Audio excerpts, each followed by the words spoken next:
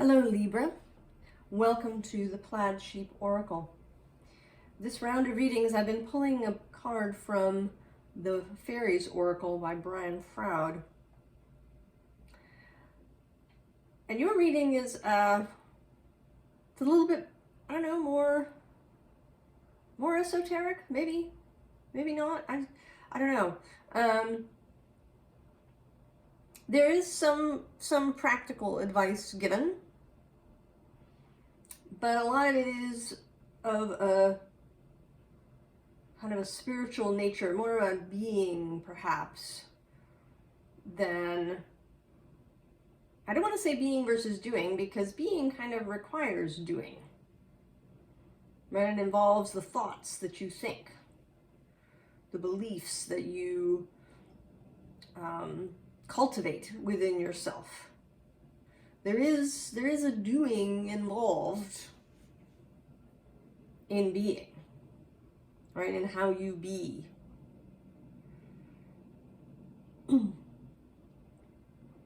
So, but there's less of a practical nature to this. At any rate, we start here with She of the Cruach. Now, if you look this word up, it's got sort of a bunch of different meanings. And in this context, the Cruach is the cup. Right? So there's, right, this cup. She is the goddess principle, the feminine principle. Her counterpart in this deck is he of the fiery sword. And to me, this card also looks, right, like a deer or a fawn. Here, right, with ears or antlers, or a gazelle, perhaps.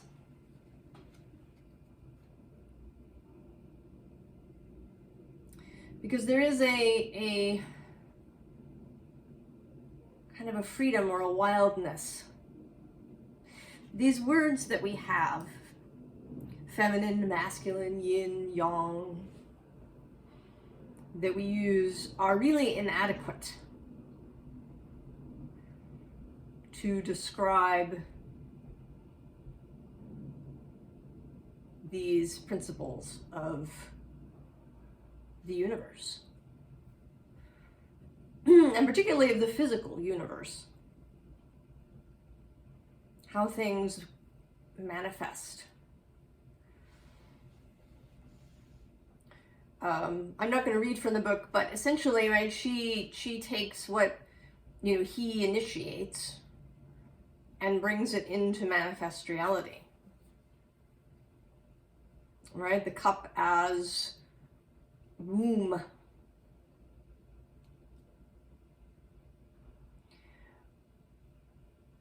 I mean, I could go on at length, right, about how this principle in particular is not honored in our society, right? That we honor the yang principle is more valued, going out and achieving but I think it's partly because we misunderstand.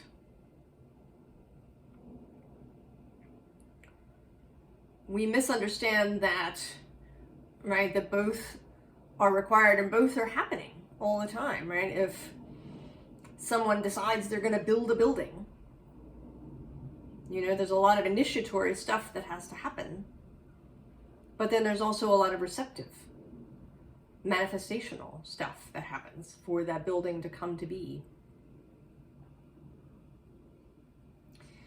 And perhaps, Libra, you may feel a real dichotomy in yourself because you are ruled by Venus. So there is this feminine principle of Libra. You are the Queen of Swords traditionally.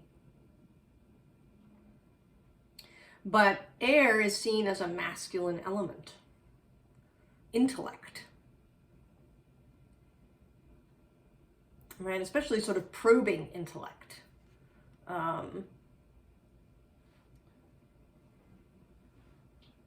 Is seen, right, as a masculine principle. an active yang principle.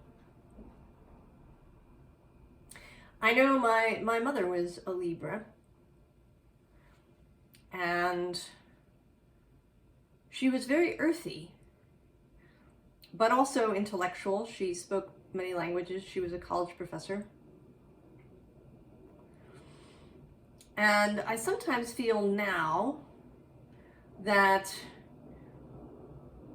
she made a great effort to sort of emphasize that intellectual aspect in herself.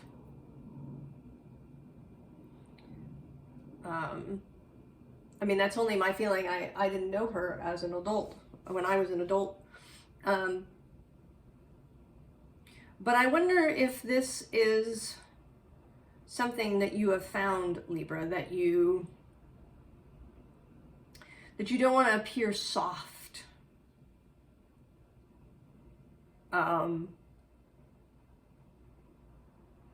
That you, right, so that maybe you emphasize, right, the intellectual aspect of yourself.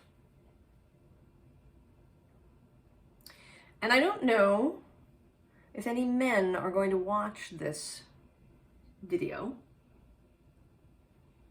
I mean, this reading seems much, much more directed towards a woman, right? It's like a reading for a woman.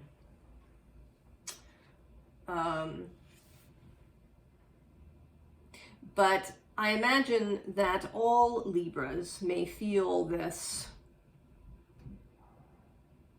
dichotomy, this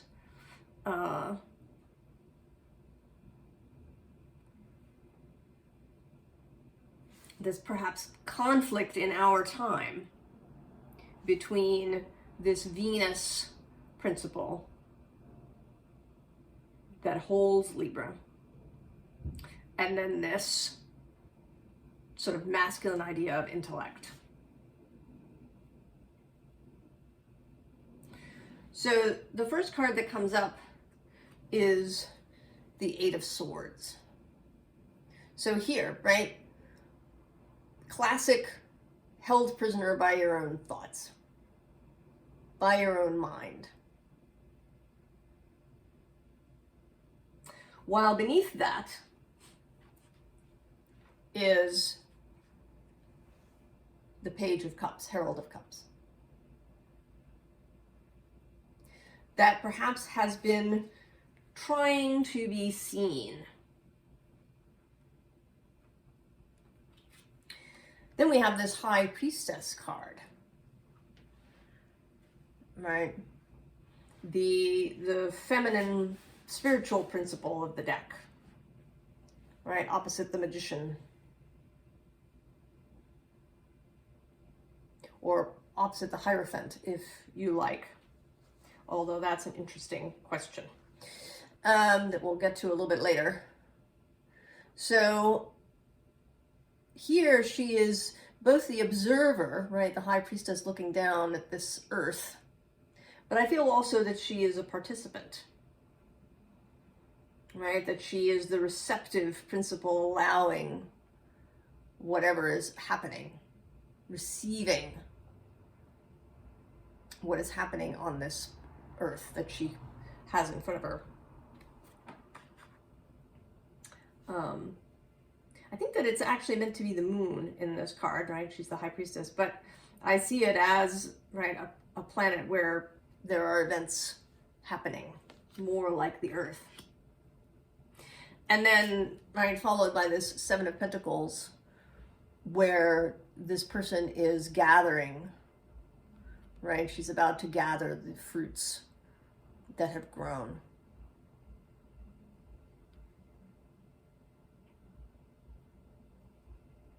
To receive them. And then we have the Ten of Swords. So letting, right here, I'm feeling especially that it's the swords in specific that need to be walked away from. And that isn't to say that you should, you know, stop thinking or using your intellect.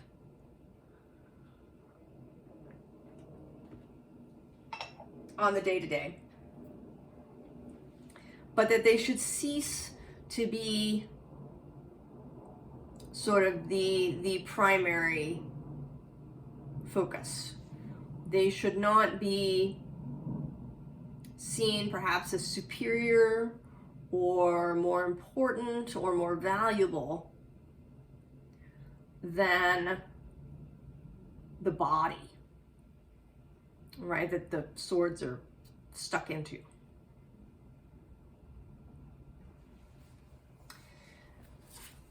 And then this next card is, right, the Chariot. And this chariot driver, right, is a woman.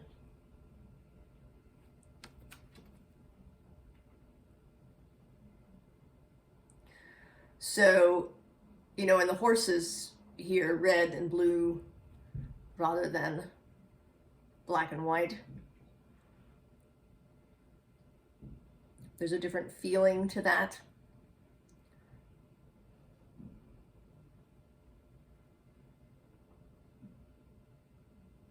Fire and water coming together, right? That's a theme that we've had, alchemy. And also elements that are seen as incompatible coming together. So fire and water and air and earth, and perhaps air and water.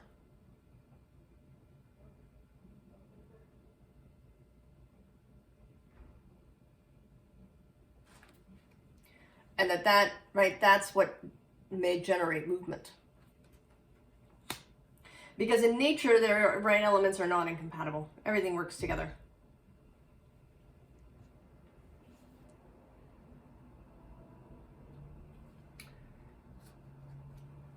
So then in the continuing theme, we have the maiden hanging from the moon in her red dress. A kind of, you know, I don't want to invoke the wild woman archetype kind of a little bit, right? There's a way in which that, you know, you sort of see it in social media memes, you know, what is it like to love a wild woman, or, you know, this, it feels to me like just the flip side of the princess coin a little bit.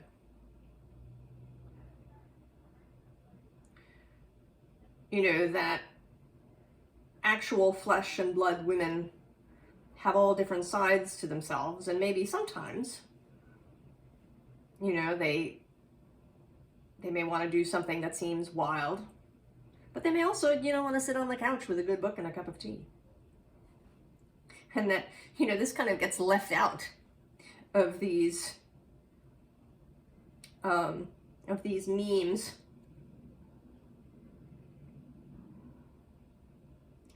But that there is, right, this passion for life, an exuberance, you know, maybe a desire to run or to laugh or to play that has been withheld for whatever reason, because, you know, you're wanting to maintain, you know, a position, or you don't want to seem silly, or you know, want to be seen as very serious and achieving.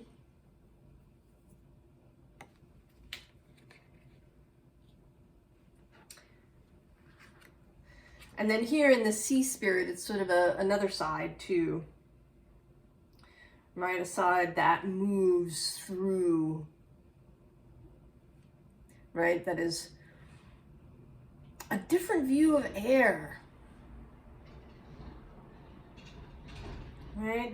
Not a feminine view of air. I mean, I personally think that all the elements have both masculine and feminine expressions. Yeah, that air can be a feminine element,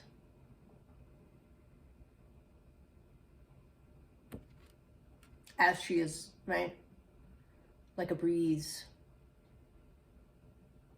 that stirs your hair on a summer day, or that creates gentle waves on the ocean, that spreads, right, seeds and pollen.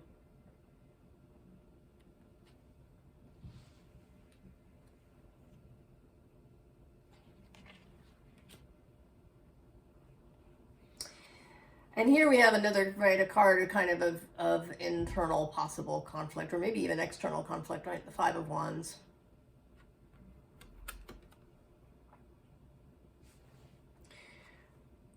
It may be that you, right, that you exist in an environment where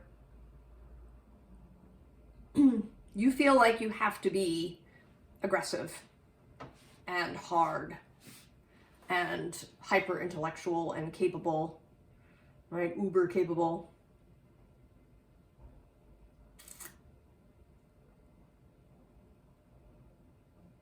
And that may or may not be true. May be true. I certainly wouldn't, right? I don't know. I don't know what your situation is, but it may also be your perception, based perhaps on past experience or on what you were taught as a child.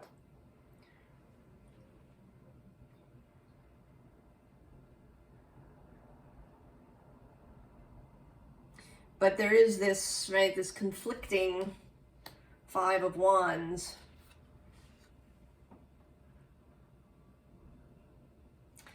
that is impeding this Knight of Cups energy.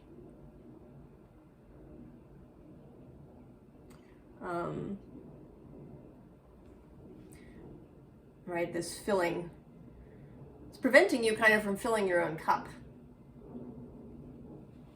I think, is the deal. That this attention to only certain parts of yourself is keeping your cup kind of empty or you know, in the last few drops. That, you know, when we're exhausted, you know, we'll often head for kind of the physical element, right? Are we, you know, have we been pushing our adrenals? Do we have adrenal fatigue? Have we been drinking too much coffee? Are we getting enough sleep? What's going on?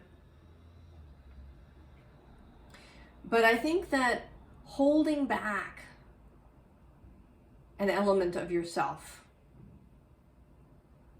part of your true nature, I think that that's exhausting.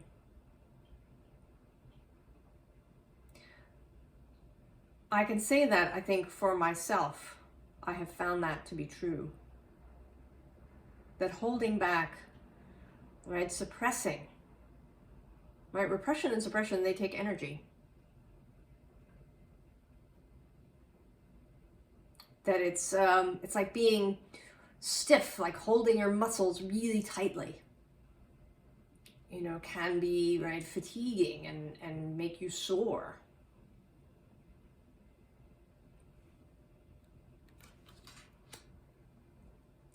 I think there's a desire, right, to free that aspect of yourself.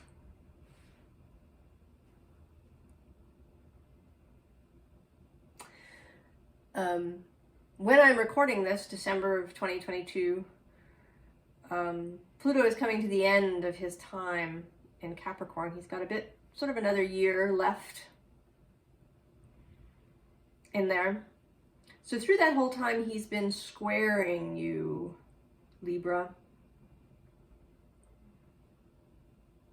And Pluto wants transformation. Pluto does not, he doesn't actually want you hiding things. I mean, we associate Pluto with hiding things, but that's when it's distorted. Pluto wants truth.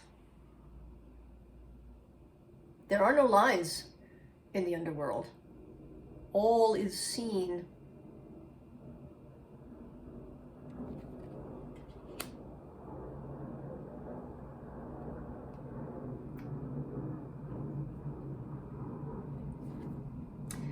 And Venus, you know, Uranus has been moving through Taurus, which is her other home. So she's been dancing with change for the last several years. And here, right, is this lovely destined for greatness card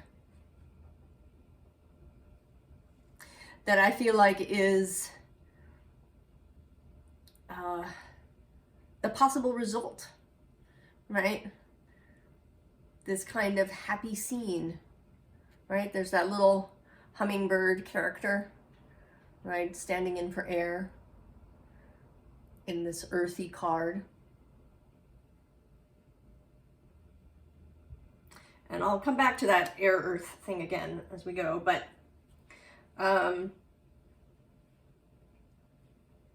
so in this last, right, this bottom row, we have the goddess of water starting.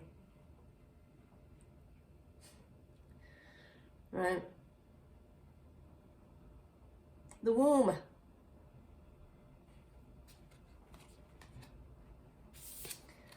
And then we have love. This is the Lover's card in this deck. I love this card. It's one of my favorite Lover's images. Right? There's sweetness here that wants to be expressed.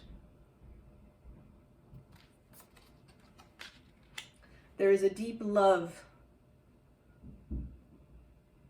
I think, you know, here I think this fox is your wider self. That part of you that was not programmed, right, by society, that remains free to be true to itself. And that part is you.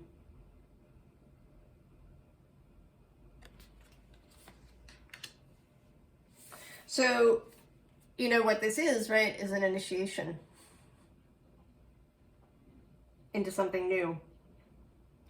And this theme of change coming up again and again. And also the theme of returning to yourself as you really are, whole, and not, you know, having to adhere to anybody else's labels or ideas about who you are. You know, that as Libra, you have to be, you know, the harmonizer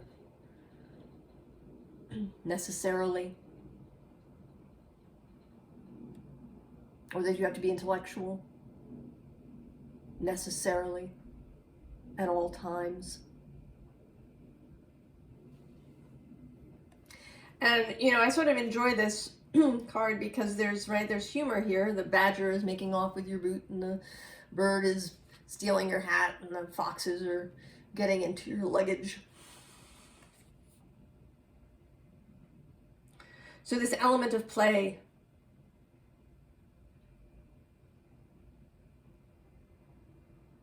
You know, the universe, the all that is, spirit wants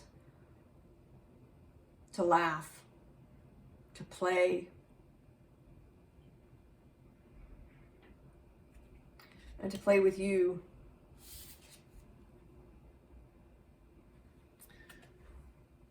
For you to join the fire, join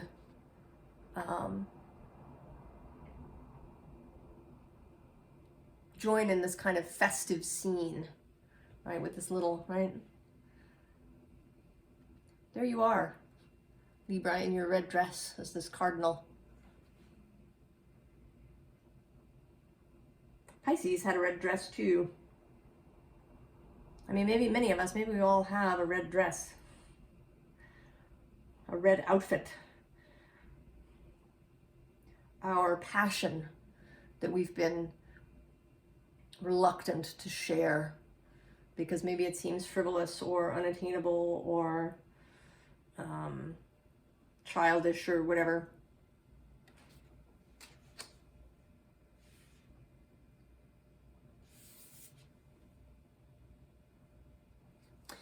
And then this Six of Earth sort of pool.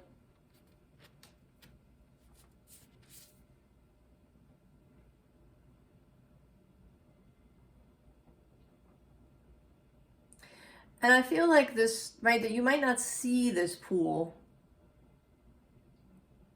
right, until you were almost on top of it. If you were walking along, maybe looking for water, searching for water, searching for somewhere to fill your cup. But it's there. It's a matter of paying attention to your own interior world. How do you feel about different things? How do you, speaking right of dresses, how do you feel about your wardrobe? You know, many people would say that, right, that clothing is frivolous, right? Fashion is frivolous. But, you know, we are aesthetic beings. We have been adorning ourselves from the beginning. Some of the oldest items found are pieces of jewelry,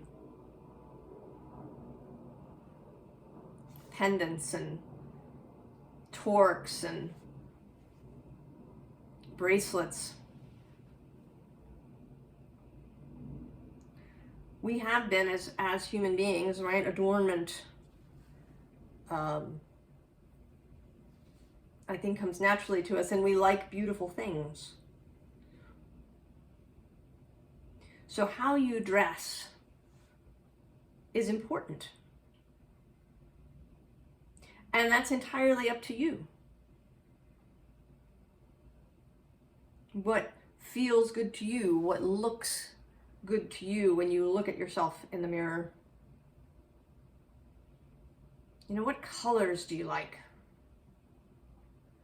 What kinds of fabrics? Do you like things that are soft and drapey and flowing? Or do you like crisp lines, pleats, and sharply ironed creases in your trousers?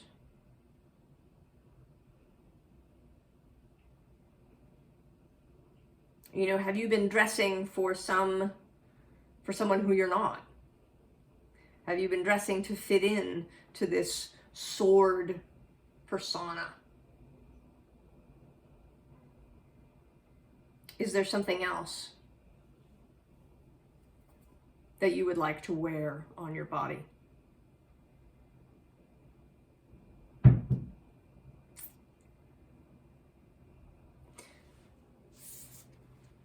So something to think about.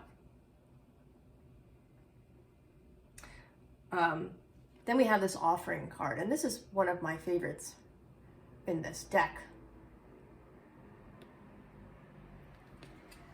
And there's a little story that goes with this card in the book, in the guidebook. And you, right here you are, you've been guided here by spirit. And these white lines here, they're a spirit web, like ley lines running through everything.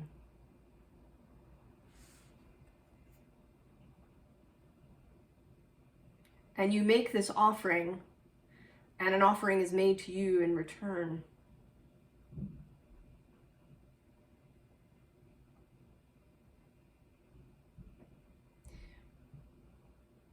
There's a sweetness and a gentleness and, you know, this feeling again, right? These two cards together.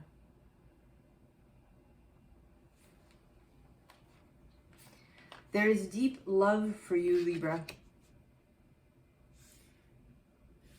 In your, right, from your wider self, from your companions on this journey in the invisible, and from people who know you.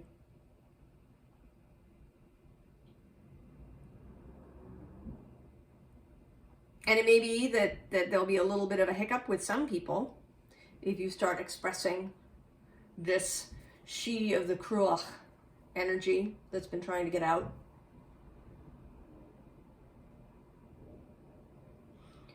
But,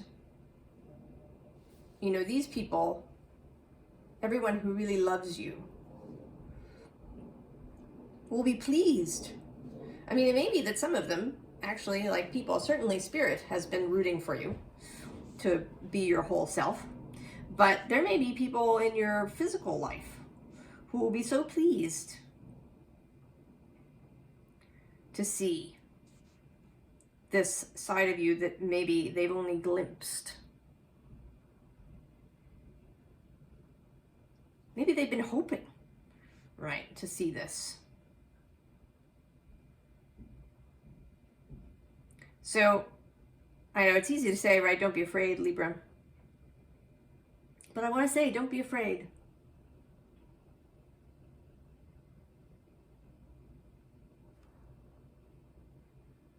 Right? You can begin to allow this, and you don't have to do it, you might all of a sudden.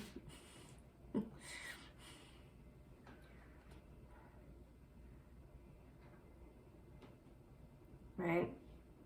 You can do it gradually.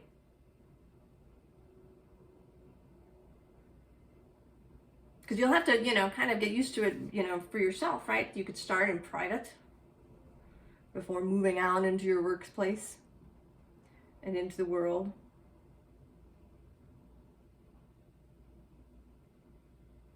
Right? We have been given this time, this space before, right, change begins moving faster to practice these new skills, these new beings. And so I did ask for some advice for you. And I got a couple of sets of things. First, the black egg of truth. Essentially, right, the truth is there and it's going to come out. Right? I mean, yes, you could hold on to this egg until the very end, until your deathbed. But that sort of seems silly. Right? Do it now. Let's crack the egg open. Now. And then there's this fire ant card, which to me speaks of this idea that, right, that elements have two sides, right? Because here, this, right, feels like receptivity, right? Like that's you in the middle. And all the things that you long for, that you want, that you feel are important, are on their way to you.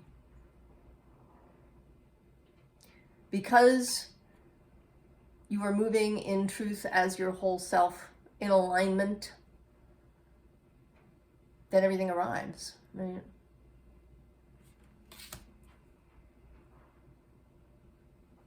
All right, everyone coming to the bonfire. Fire as receptive. And then the swan, yeah. Libra, herself, right? This reflection card. And also swans, right, are known, right, to mate for life as that, like, Libra relationship aspect. How you relate to people. That you love being in relationship with people. And that you can do it as your whole self. So here we come to this earth-water thing. Because the card here is the Hierophant. Which, right, technically he's authority, right? Kind of a masculine idea. But in the Golden Dawn traditional tarot correspondence, which is the one most people use, he is Taurus. And Taurus, like you, is ruled by Venus. And Taurus, right, Earth is traditionally a feminine element. So both Taurus and Libra have this dichotomy. around Venus, and then, right, a more masculine principle. So just as Taurus, right, has these two things, so do you. And, right, we get the Page of Cups. And he's essentially saying, take the cup. I know there's a weird fish coming out of it, but just take the cup. Because there are great rewards that come with being your whole self. 10 of Pentacles. Everything, the whole job.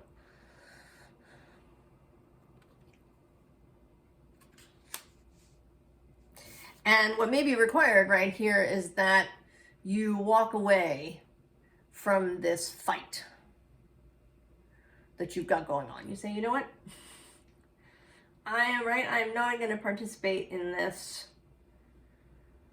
battle about intellect and, you know, what constitutes, you know, being a serious person in the world. You know, being capable, being someone who has respect and admiration. I'm not going to be in that fight. And that takes you to Judgment Day.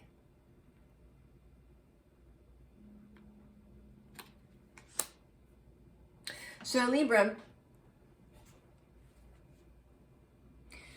I certainly would encourage you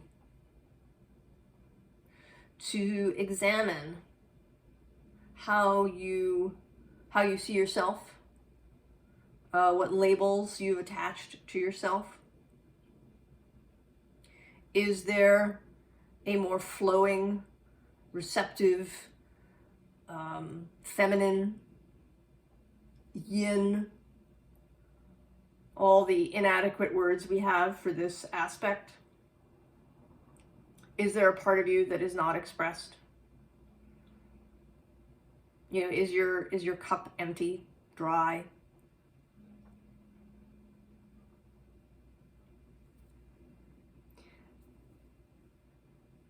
And then, you know, find your own way to express those things, to allow those things out.